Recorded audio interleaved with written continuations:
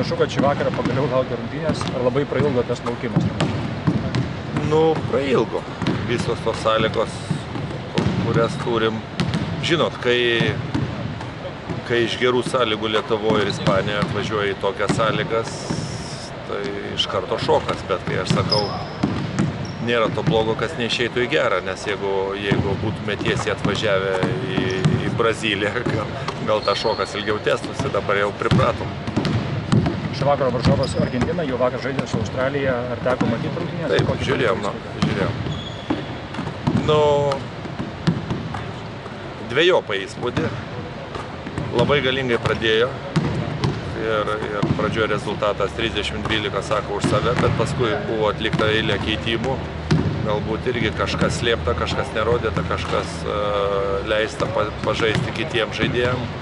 Australai pagavo ritmą ir laimėjo pabaigoje tas rungtynės. Nu, buvo iš abiejų pusių labai daug bėgimų, labai greitos rungtynės, daug tritaškių ir taip toliau. Argentina, kaip ir Ispanija, anksčiau yra ta varžovė, kuri bus olimpinėse žaidynėse. Ar tai reiškia, kad tokią varžovę žaidžiant, turbūt viską negalima rodyti, ne? Čia ir yra tas žaidimas, kaip sugebėsi daugiau išsiaiškinti, negu parodyti. Ir, aišku, nesinori blogai sužaisti, norisi gerai sužaisti, bet kaip išsiaiškinti tuos savo kertinius dalykus. Argentinos komandos branduolys, Skolė, Žinobili, Načioni, veteranai daug metų kartu žaidžiantis. Ar tas braižas kinta per metus, ar jie daugmaž tą patį žaidžia? Ne, tas braižas nekinta, tik tai su kiekvienais metais jie dar geriau vienas kitą supranta.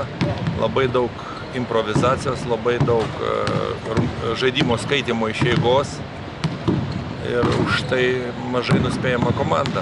Labai patyrusi komanda, kur individualiai bet kokioj situacijoje gali sužaisti. Tai Žinobili, tai Skola, tai Načioni, tai dar kažkas, taip kad komanda, kuri stengiasi pagauti savo žaidimo ritmą ir pavojinga bet kuriam varžovui. Gera komanda.